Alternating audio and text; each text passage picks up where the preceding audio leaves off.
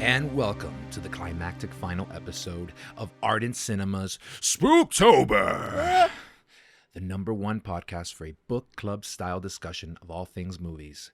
This is a weekly podcast, and we encourage you to follow along as we take a scary deep dive into each movie's plot, overall themes, what we thought of the acting and directing, our feelings on the film, and more. At the end of each episode, we will announce the movie for next week. So make sure to listen until the end. I am your vampiric host, Daniel Alexander. And I'm your scared host, Sean. Welcome to the show. Soy Alejandro de España, no habla español. This week, we hope you watch along with us for The Exorcist, 1974. What an excellent day for an exorcism. And I'm the devil. You know what you did? The power of Christ compels you. The Exorcist. Directed by William Friedkin. He's made other popular films such as To Live and Die in L.A. and The French Connection. Written by William Peter Blatty and based on the novel written by...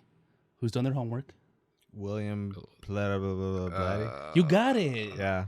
William Peter Blatty.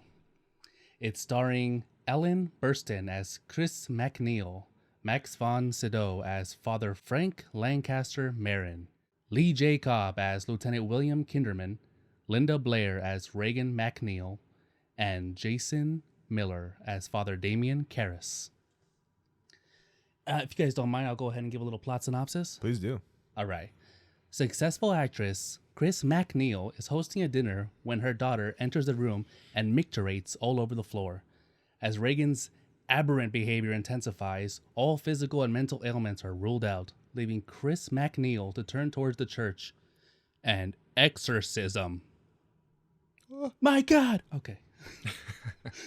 Power of Christ compels us. What did you guys think of the film? I'll start. It's a very interesting film. I very much enjoyed the vast majority of it, especially Father Karras's journey throughout the film, and also Chris's journey throughout the film, trying to figure out what she can do to save her daughter. I really liked Karras's or Damien's crisis of conscious, right? I think that's the term for it.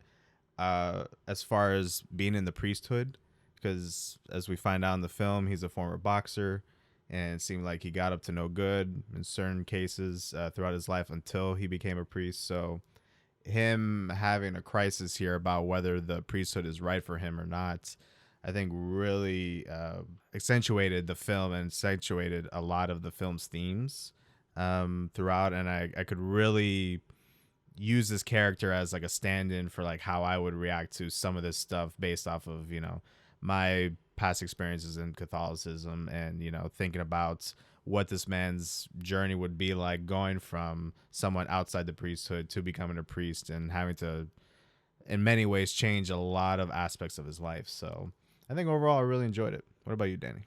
Yeah, I overall really enjoyed it as well. On the more technical side, I thought the cinematography was really well done. The way they played with the light and the darkness really helped bring out the theme of the film, which is one of the themes being about good and evil and about faith. So I really enjoyed that aspect of it. A lot of beautiful shots, great special effects and makeup, special effect design, CGI. Yeah, sure. Claymation. And what else? I thought the cast was great, was fantastic. I also really enjoyed Father Marin's performance.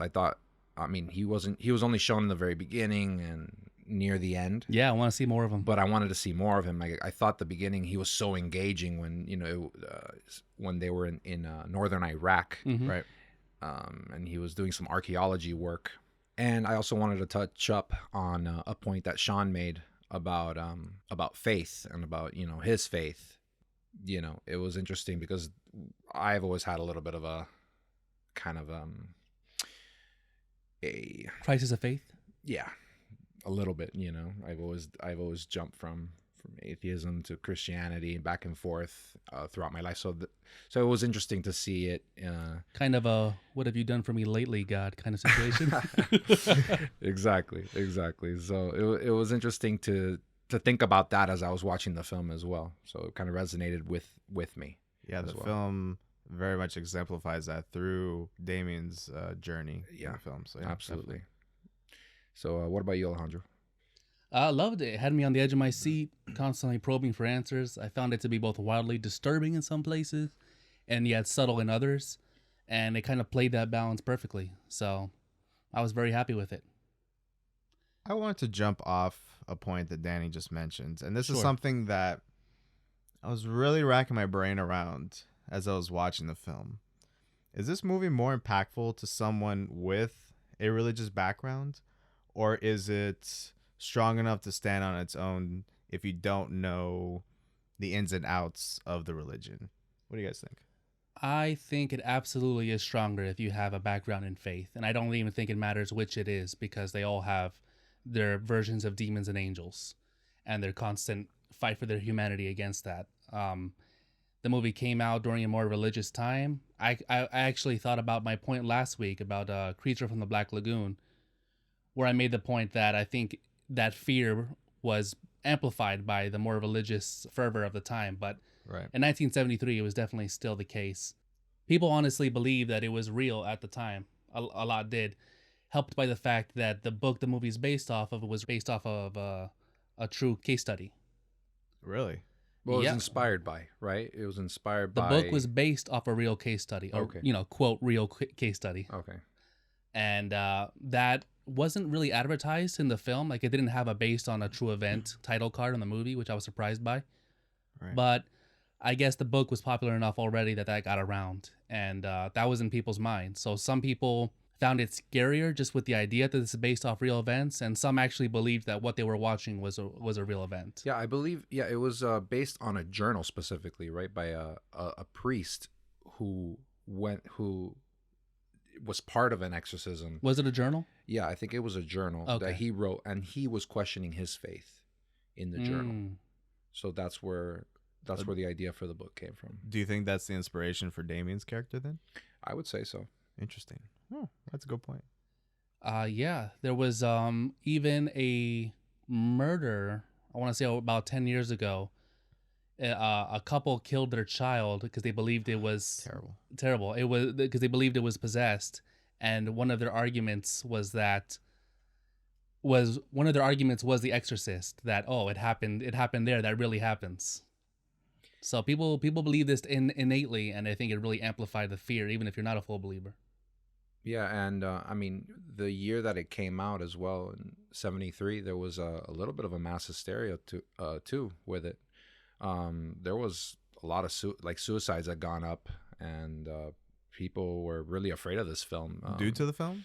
Yeah, partially. Wow. Yeah, there was a lot of articles being written saying that the film itself was cursed and or demonic, and Mm-hmm.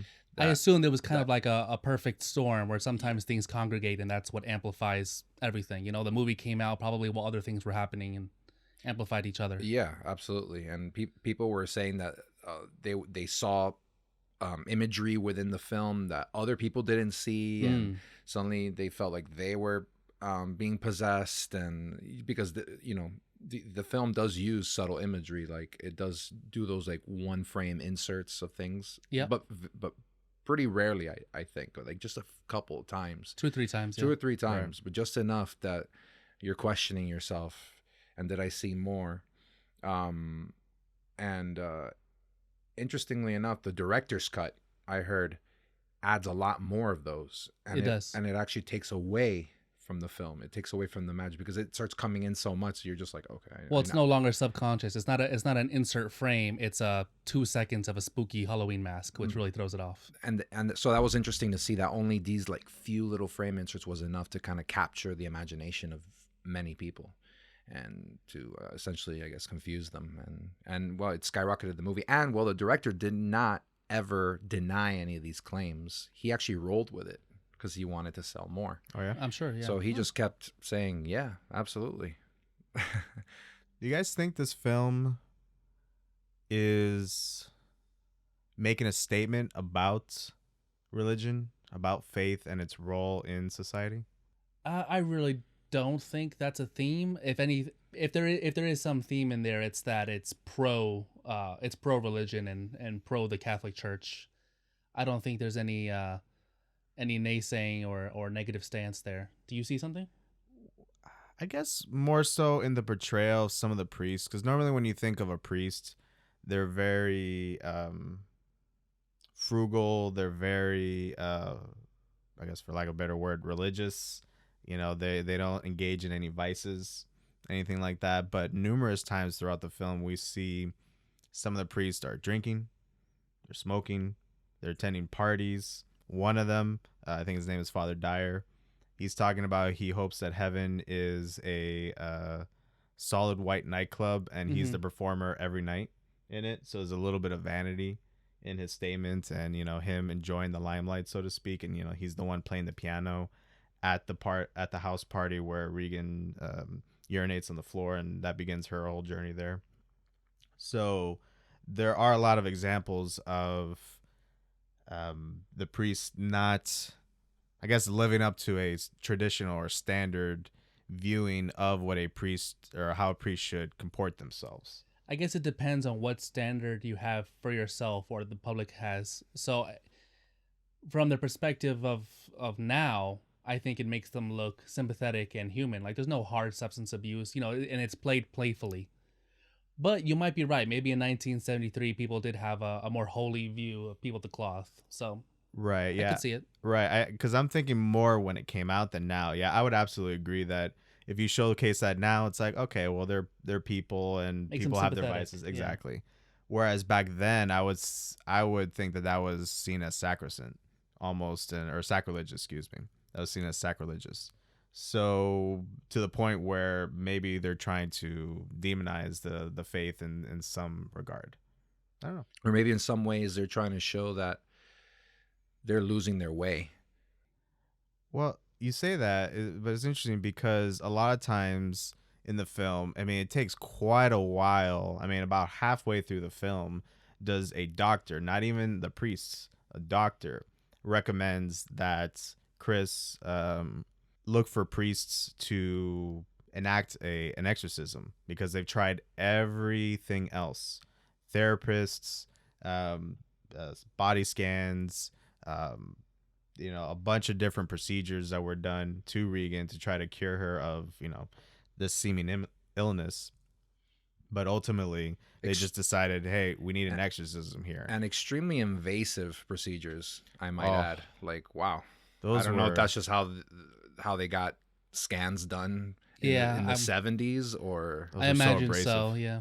Those are so abrasive. My goodness. But it's interesting. They go about all that process, and then even after they say that, and after Chris meets with Damien and asks him to perform the exorcism, does he then say, I need more evidence? I actually need evidence that there is, you know, a demonic possession occurring here, because otherwise we can't do this procedure, because a lot of psychiatry and psychology has, I guess for lack of a better term, infiltrated the church, so to speak. Where even Damien so you guys himself, are saying that the movie is calling that bad, that they should go back to basics and be more pious? You know, I don't know.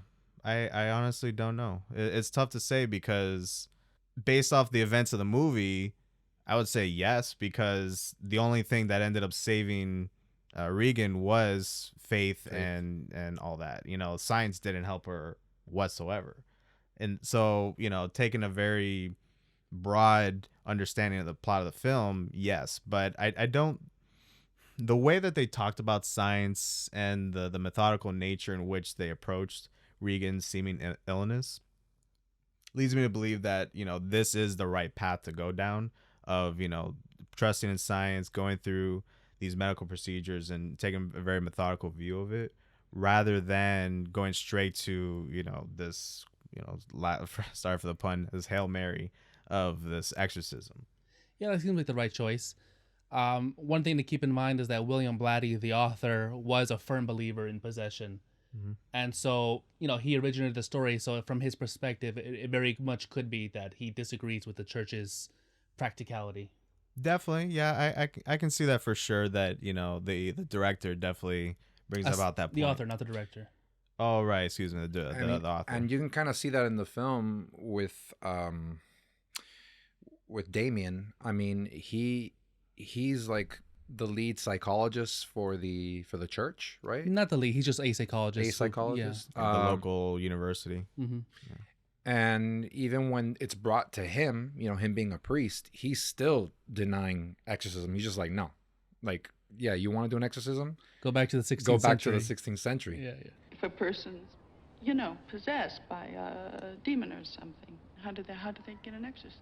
Well, the first thing, I'd have to get him into a time machine and get him back to the 16th century. Like, even the priest is not with the church almost in that regard. He's like, go to a doctor, go get it handled with science. And that's like in the movie, the lesson that he learns or he needs to learn. It's like, oh no, this is very real. Only faith in God can fix this, so it's like, it's a little anti-science in that way. And I also want to add, I don't know if you guys agree with me, but I felt like after the first two visits from Damien to the little girl, if I was Damien, I'd instantly think, okay, this is not some psychological problem. I mean, the evidence was way too high for me, and he still seemed very, very skeptical. I thought so too. That a person off of the street would have believed quicker than the priest did. Yeah, like she vomited green goop in his face, His mouth, into his mouth. Like her face was clearly like distorted. Like it can't be a psychological problem at that point. Well, you can see how the priesthood was a job to him and nothing more at that point. Yeah. He was a full-on psychologist, and he needed to completely eliminate that. I mean, we'll talk about it later, but he doesn't even completely believe until some real obvious stuff starts happening. Mm-hmm. I will give him credit that based off his job, I imagine he's seen a lot of very out there patients and 100%. How they've like acted around him. Even just going through the mental institution that his mother is put in, you could see the patients there acting in a very, different way than normal. So I can believe him a little bit in terms of like, okay, this is a very severe case of some kind of mania or schizophrenia or something like that. But it got to the point where, once she's starting to like be able to throw him off of her and vomit, projectile vomit green goop, it's like, there's something here, my friend. I'm totally with you, though. I don't believe it's a slight on the character, or I don't believe that that's a miswriting the character. It's right. Totally believable that he deals with psychologically disturbed people and he's jaded at this point. Yeah, definitely. And he's reeling from like the death of his mother, and he's going through his own things at the moment as well. So he's also not really thinking too clearly, I would imagine. Right. And I mean, the demon like purposely throws him off too, like with the holy water. So he, Damien, he gets his little vial of quote unquote holy water, which you later find out was only tap water, because he was testing to see if she was playing a game with him, if she was just normal. Psychosomatic, yeah, exactly. So, he throws it on her, and she starts like wailing in pain, convulsing, and then he goes later to the mother. He's like, "Yeah, I only threw tap water on her," and she started yelling. So, she's faking it, it seems. And I wonder why the demon was doing that. What do you guys think? Well, okay. So first of all, we got to acknowledge that the demon could have escaped at any time. Right, it's not trapped there. So it's definitely intentionally staying in Regan's house and knows the priests are coming. I think the demon was there to get back at Father Marin for an exorcism that he performed 17 years earlier in Iraq, which we hear about later on. But so I think the demon was there to destroy Father Marin and Father Damien intentionally. Like, that's the goal. Regan might even just be a bystander. But it's interesting because then you have Father Marin, who's, halfway around the other side of the world in northern Iraq at the time. Does the demon know that they are all in connection with one another so that they could contact Father Marin? It seems like out of all the places, they're in Georgetown in the United States. And oh, get this one priest out of all the thousands or millions of priests in the world to come here. Yeah, that was convenience or some powerful demon magic. Yes. Or she was the only girl using a Ouija board at the time. Right. Captain And Howdy. that was the only way in for him. Speaking of that, I was wondering how the demon got inside of Reagan specifically. So we assume that he gets inside of Reagan through the Ouija board at first, but then the demon is later on able to jump inside of, was it Damien. Damien? Yeah, jumped inside of Damien. And so I'm wondering, could the demon have done that at any point, or did the demon need Damien to fail his position as a priest and start beating on him? If I can jump in there, you do bring up a good point. Yeah, I wonder if the demon can possess anyone, why the child, right? I guess it would be to bring the most eyes on the situation. I wonder if the child was, or Regan was, more depressed because just a few scenes prior, it was her birthday, and she wanted to talk to her dad. And actually, Chris was calling the father and saying, like, where are you? Why aren't you picking up? Well, she was arguing with a telephone person about why he hasn't called. So we see her be a bit down in the dumps as a result, and she's just kind of laying in her bed. So I wonder if that kind of opened up her psychological barrier to allow the demon in, because like at that point prior, we hear little rumblings in the roof that maybe the demon's around. We think it's rats in the attic, but really it isn't. We see Chris in the attic with the candle, and the candle, the flame ignites and it roars for a moment and then it goes away. So I guess the demon was around, maybe trying to figure out if it could possess one of them. When was the desecration of the Mother Mary statue? Was that before that? No, it was after. Okay. Did you guys realize that was Reagan who did it? No, I didn't. No. Yeah, I'd wondered who had done that. She uses the art supplies in the basement and is running around town possessed and desecrates the statue. I didn't even know. So yeah, it definitely could be that the demon used the absence of the father. And I don't know if you guys remember the scene where Reagan starts talking to her mother and starts asking about Burke specifically, like almost like, is he going to replace my dad? And I feel like maybe... Well, she seemed okay with that, though. Did she? Yeah. She definitely seemed like... She was like, hey, wanting her really... mother to get married. Yeah, she's like, hey, you seem really happy around with him. Like, I that's what I heard last night, as they were together in the house. So I definitely understood that as, no, maybe you should get with him. Father's not in the picture anymore. You should be happy. The movie starts off with an archaeological dig in Iraq, like we mentioned. And something I thought was interesting is that this setup is used to kind of build tension through a fear of the unknown Middle East and its strange religions and customs. That was out of nowhere. That whole scene in the beginning, I was like, what? Effective in 1973, but I don't think they would have used that angle today because it doesn't really have much bearing on the plot. I think it's just a fear setup. Yeah, when I definitely saw that, I was thinking to myself, the statue that Father Marin finds at the dig site, like that has to come back into play somehow. And it's like, no, kind of not really. I mean, there is a statue that he does see much later on in a brief vision during the exorcism, like the statue that he confronts and they're both standing, across from one another. But beyond that, the statue I think was in play like maybe one other time. But I don't know, that whole beginning scene was weird. It was like,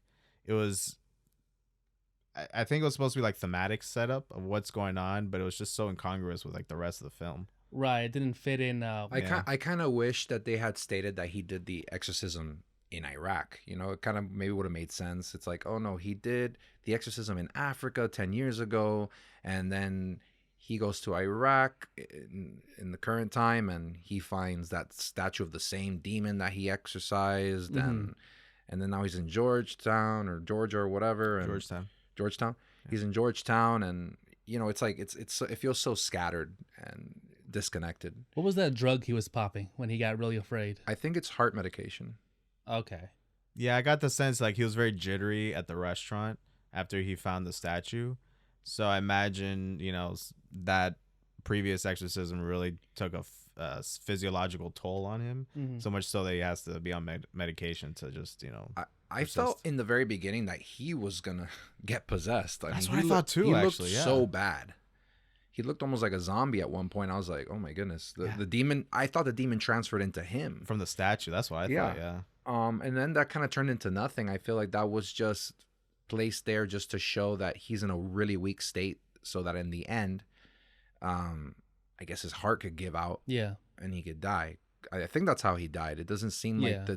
the demon really did anything physical to him. It was just the emotional toll of him trying to exorcise her alone. Before I learned about the Ouija board and his exorcism in Africa 14 years earlier, I was wondering if it was implying that he released the Pazuzu demon through his archaeology. But no, I think that's just he found either a warning of the demon or a temple to it, right? And he freaks out because he recognizes it. Right. Another case of Reagan running around. I believe it was one of Reagan's clay sculptures that the lieutenant finds in the grass by the dead body. That's what I was alluding to earlier. I wasn't sure if that was the same statue that Father Marin had found in the beginning, or a replica of it, or something to that effect. wasn't No, it wasn't. was a different it wasn't shape. the same. Yeah, It was a different shape for sure. So I mean, just that thought really freaks me out. That the demon threw this guy out the window, and then crawls down the stairs and places this token by the body. Yeah, that whole, and the way that the detective describes how he was found was just very disturbing. Like his neck was just turned completely the other direction.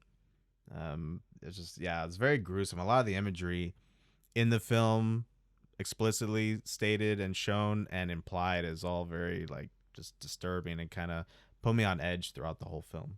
Yeah, I have one more I want to mention. Sure, please.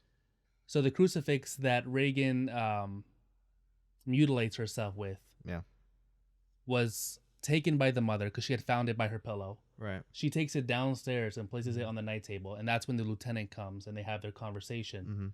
Lieutenant leaves, and then she hears the ruckus upstairs and runs up, and Reagan is mutilating herself with it. Right. So during their conversation, Reagan had crawled down the stairs while nobody was noticing and grabbed it and went back up.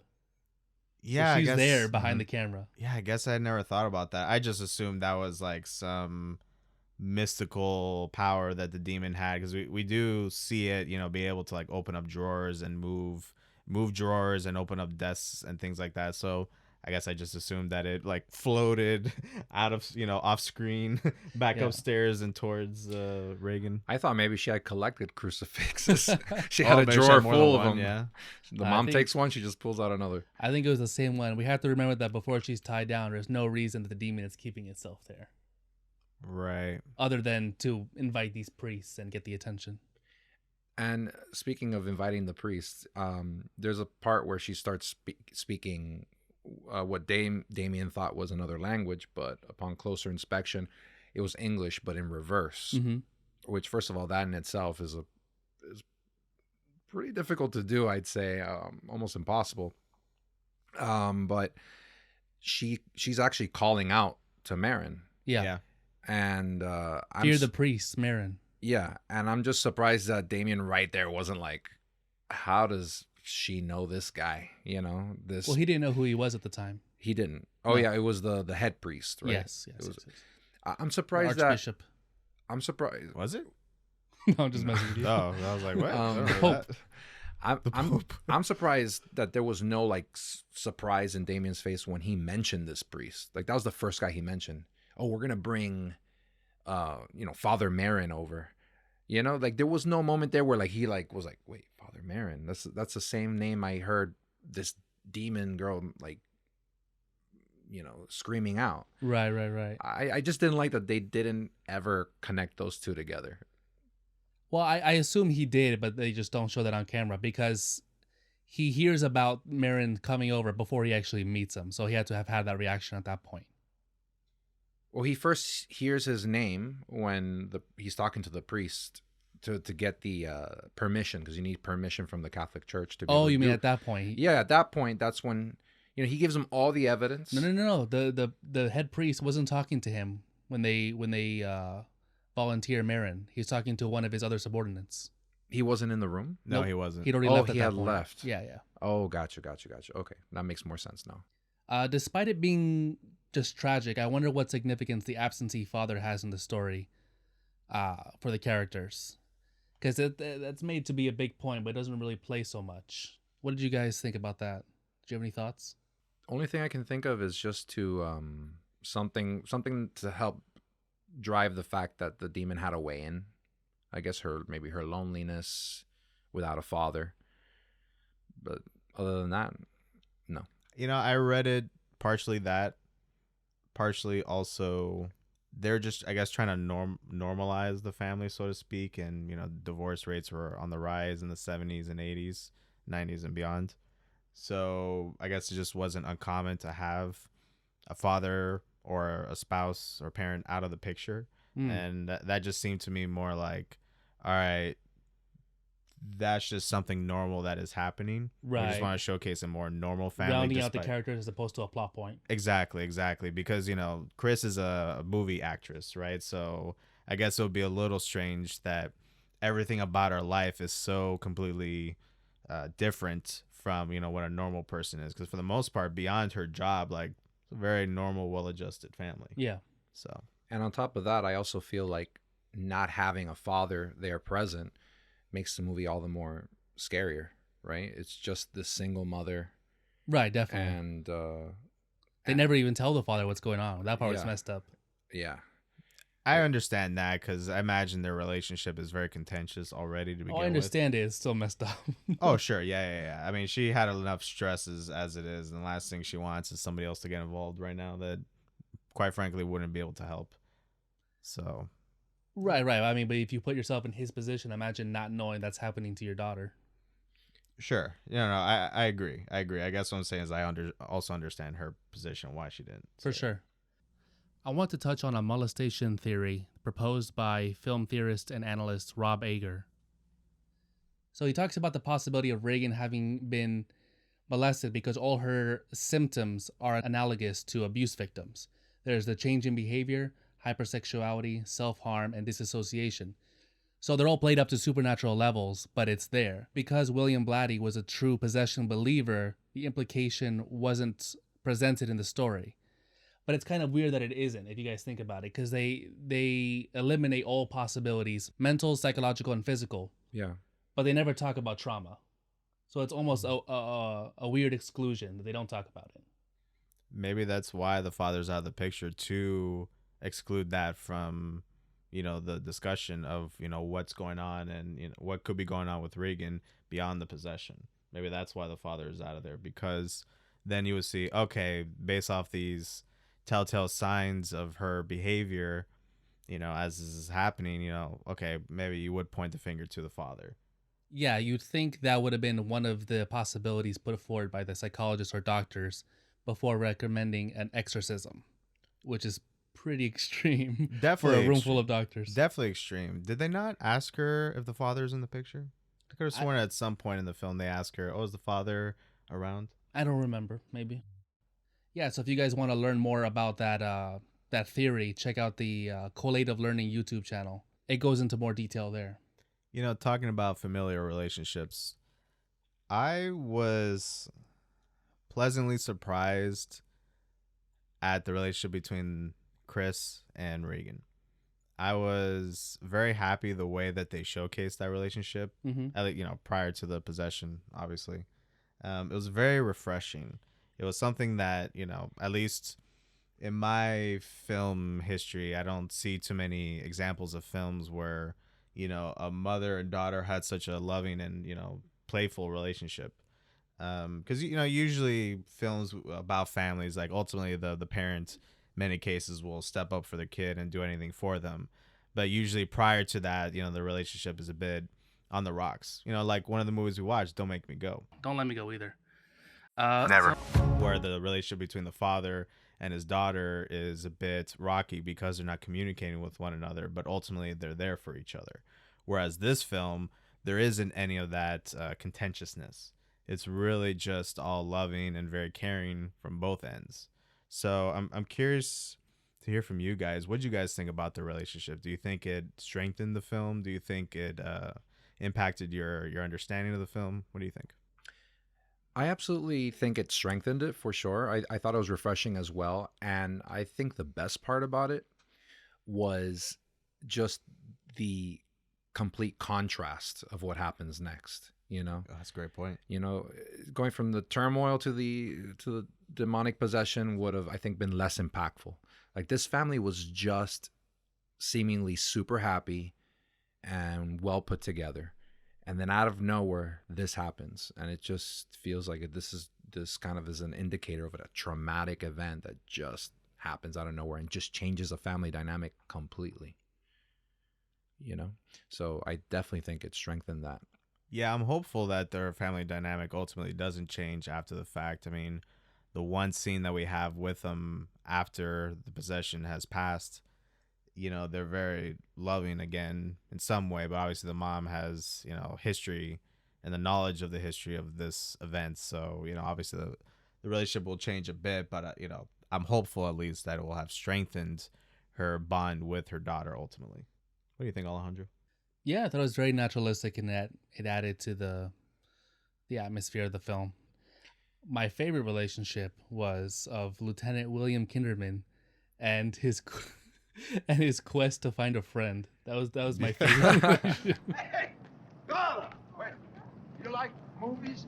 Very much. Well, I get passes to the best shows in town.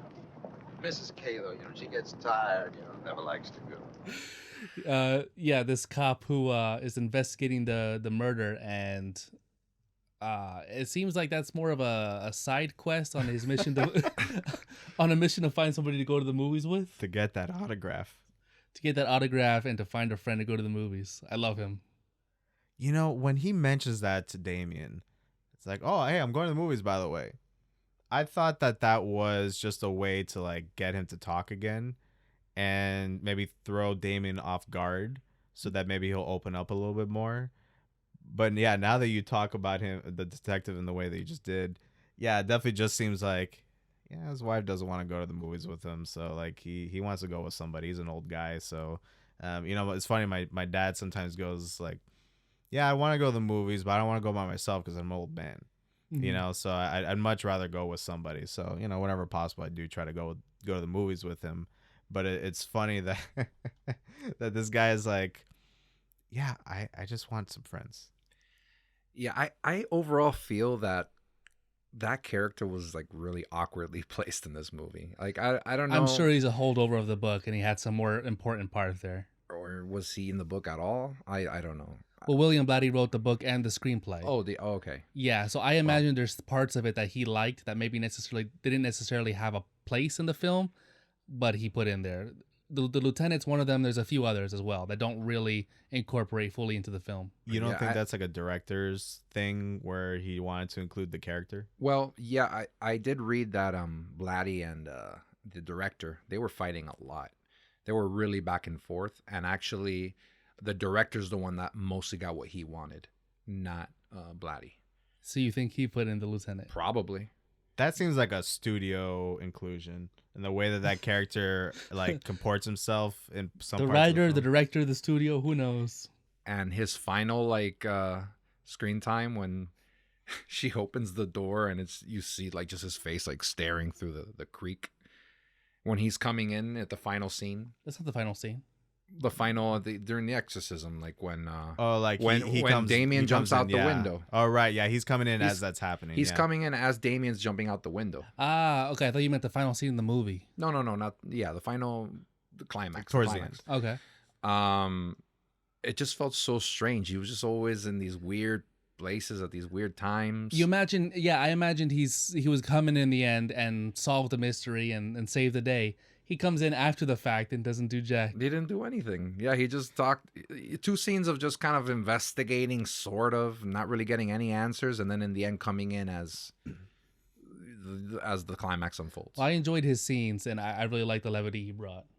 He does that classic TV and movie thing where someone just witnesses something horrible and then kind of looking off screen just saying like, my God, look at the horror You around need the me. odd spectator. Yes, Yeah. exactly. So That's his role.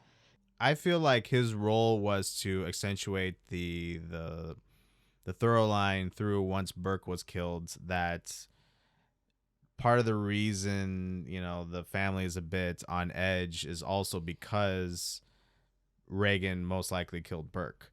And, this cop is there as like a presence to, like a worrying presence that is, trying to not frame them for the murder, but basically potentially jail Reagan as a result. I so can there's see a bit that, of but wariness there. I can see what you mean, but I wouldn't have cared if she got jailed or put in the psych house. You know what I mean? It was like the demon was so evil that it would have been like, okay. Oh, right. Yeah, no, I agree with that, but I'm saying like that was just an additional worry on Chris's mind. Oh, for Chris, yeah. Oh my goodness, my daughter may have just killed somebody, and she, after all this happens, there's a chance that she could, be arrested as a result. Yeah, by the end of the film, I mean, she pretty much knew that Reagan had killed Burke. She admits it. She admits it, She yeah. fully admits it. I mean, not based on the fact that she saw it, because she didn't, but she's just like, I guess, put two and two together. Like, Oh yeah, he was upstairs and then he was downstairs. Yeah, he was right out the window, which conveniently that house has, like a 5-story Methinks staircase. we solved the mystery. Yes. There's like a 5-story Oh. staircase that the guy just falls. she did better than the policeman. Yeah, no, actually, yeah. Talking about films and the way that character was introduced and the way the film was, kind of showcased to us. There were so many times in this film where there's quietness, nothing happening, just like a character walking or two characters talking very, very softly. And now all of a sudden, train, like subway, loud noise, just, it was so The jarring. cut jump scare. Yes, it was so jarring a few times. Like when Marin is in Iraq in the beginning, and he's walking through at the dig site where the statue is of the demon, and it's very quiet for like a good 3 minutes or so, and then all of a sudden dogs are barking, and there's this cacophony of sounds are coming in, and you feel like the evil is rising. And then the same, anytime a character's just talking, all of a sudden, like just a quick jump scare of a noise just to startle. I'm curious what you guys think. Do you guys like when movies do this? Do you think it's effective? So that scene in northern Iraq where Father Marin is like walking almost zombified, like he's in his head. I think they were trying to convey that he was so in his head in that moment that he couldn't hear anything going on, anything Right. subtle going on. I don't think they even put in the footstep sound effects for that part. No, they didn't. It was just completely like quiet. completely silent. Maybe a slight ambient noise, slight, and then all of a sudden, boom! Like it's like the cart that almost hits him, kind of jolts him back into reality for that moment. So yeah, I felt like that was strong in showing what the director wanted to show, which was the fact that Damien was so On edge. Yeah. and in his own head about this demon that he has maybe faced before. I agree. I think it's on a case-by-case basis, and it has to be justified in the film. It can definitely be overdone, and I think you had even mentioned it's done 2 or 3 times in the film. It's done multiple times in the film. The one example I had was with Father Marin in the beginning in Iraq, and then another one where two characters are talking, and all of a sudden it jump cuts to a subway train, and Damien is coming out of the train, and it was just so jarring. I was like, oh, why'd they do that? This is horror movie, so we must scare you at this point where nothing is happening. I didn't find it to be egregious. When I really don't like it is where there's no justification at all. Like horror movies will do, 2 people are talking, and then a friend will introduce themselves by slamming their hand on the window, like, "Hey, it's me, Johnny." Why? Yeah.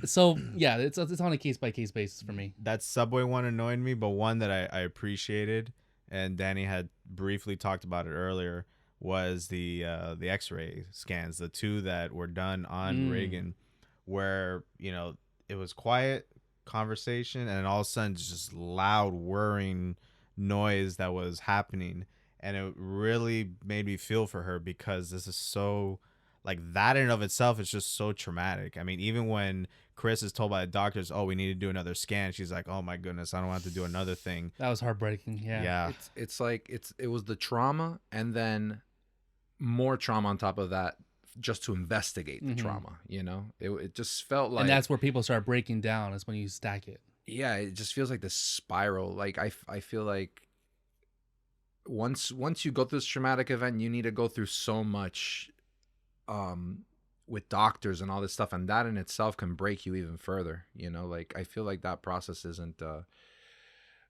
sometimes restorative in itself. It's also destructive. right. And it was like deteriorating her even more. Definitely. You know, what do you guys think of the soundtrack actually?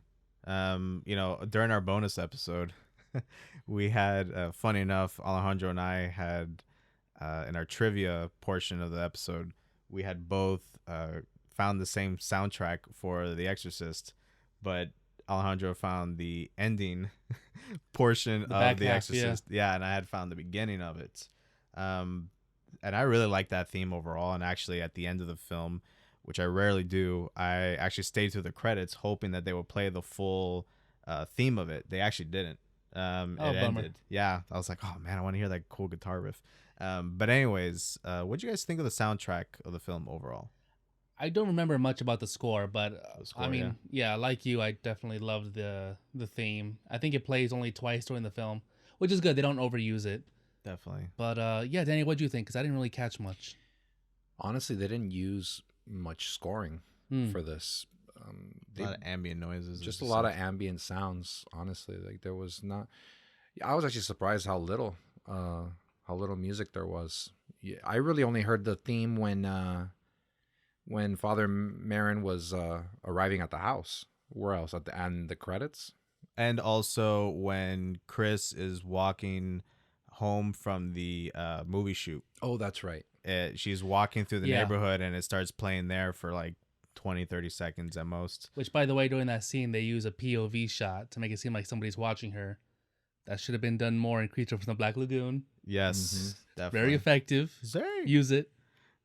Yeah, no, it was definitely. I wish they would have done that more, but you know, to the point about the score not really being there, I actually appreciated that. I think this is one of those few Same. films that it didn't need a score beyond that theme. That theme really carried it in the few times that it did happen, and I think the ambient noise really lent to being more in tune with what's going on with the story.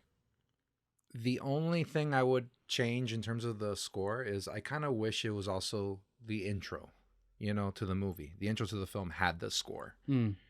Oh yeah, with the long credits in the beginning. I don't know. I kind of felt weird that it was starting in Iraq, and it kind of like it wasn't the vibe I was expecting for the start of the film. I was expecting that theme, I guess, because I've heard that theme many times without seeing the movie, because it was this iconic theme. So I just had this expectation in my head that it was in the forefront of the film, not just played in two parts near the end. Yeah, I liked the vibe at the beginning, but then again, yeah, I didn't have that expectation, so I guess it just depends on where you're coming from. Did you guys know there was a prequel made? I did not. No. Yep, called Dominion, Prequel to The Exorcist. It's called Prequel to The Exorcist. That's in the title. What a mouthful. Following Father Marin following his exorcism of the Pazuzu demon 14 years earlier in Africa. And in this movie, they specify it's in Kenya. Didn't review well, but I'd definitely be interested in seeing it. Same actor? No. Oh. A different actor to play a younger character. But I love Marin. I love Marin, so I want to see more of it. Do they name the demon in the prequel film? Because as far as I know, they never named it in the actual film, and I'm still a little mad about that one trivia question from our bonus episode where you guys got that answer correct. And I was like, I don't know how I knew it, actually, now that I realized they never mentioned it in the movie. Somehow I knew it was Pazuzu. I didn't know. Would You guessed it, though. Did I? You did. You got the point on that one. Yeah, you did. How the hell did I get that? I don't know. That's what I'm asking. I don't remember. Was Pazuzu around and told you? Maybe. Oh, no. Would you want to go watch the prequel?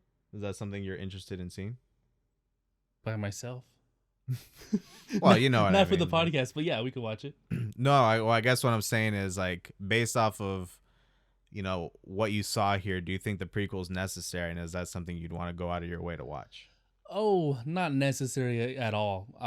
I'd want to watch it just for my own curiosity, but there's nothing about it that screams must watch for me. I mean, we'll talk about it if I do at the end of one of our podcasts. I'll let you guys know. Yeah, definitely. So I got a funny. What do you got? Well, so the part is not funny. It's at the very end of the exorcism, and Father Marin has died.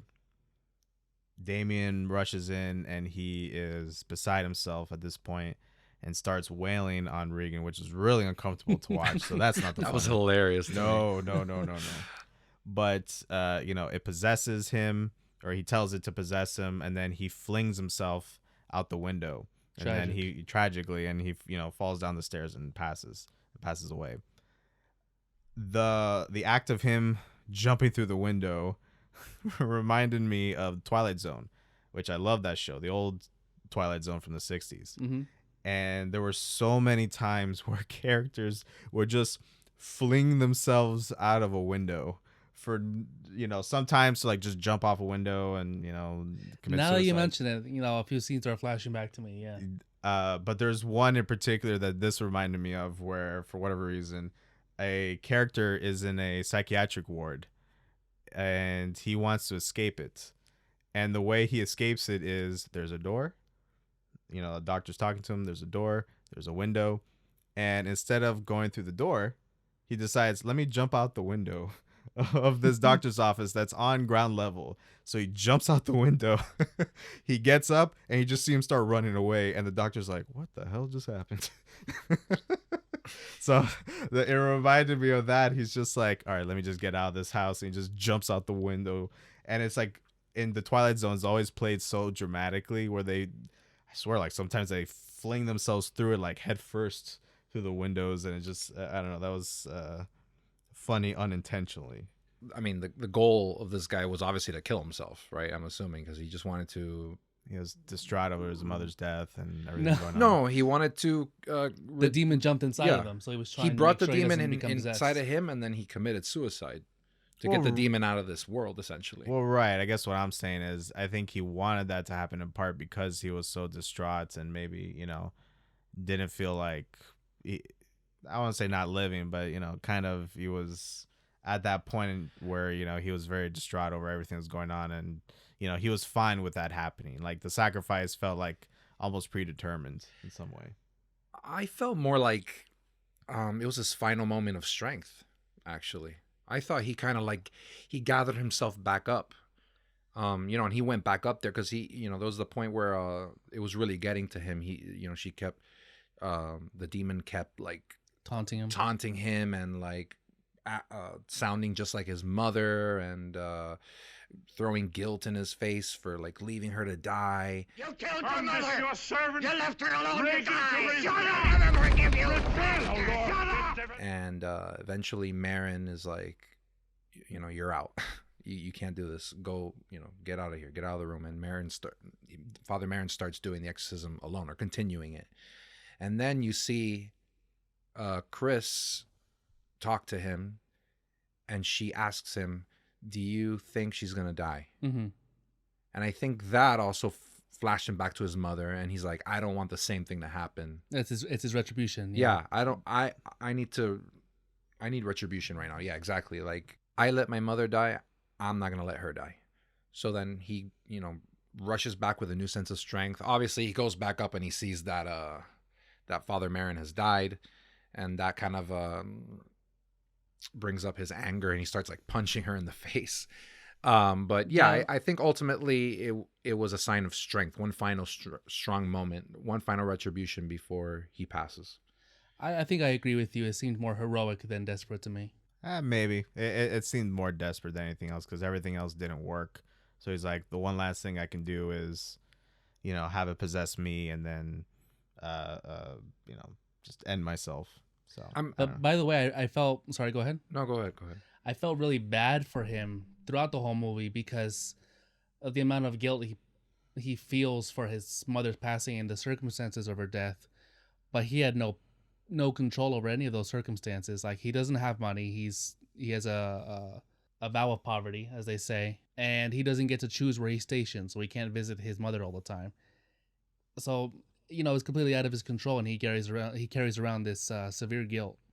It doesn't help that the uncle, the mother's brother, kind of throws that in his face where, why aren't you like the most famous psychologist or psychiatrist in the country? She could be living in a mansion with you right now. Right, All that this was so money. messed up.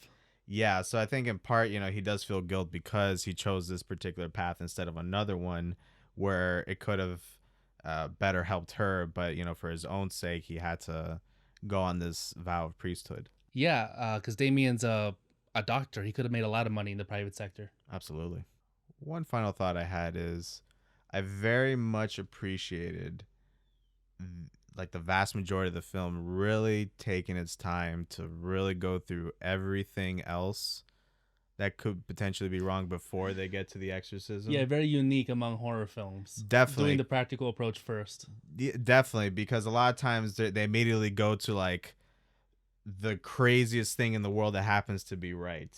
Or even if it's not immediately, like they do not cut down on all the possibilities before jumping to the supernatural. Definitely. There was a thoughtfulness that ran throughout the vast majority of the film that I really appreciated, that really gave me a higher view, a higher viewpoint of this film overall.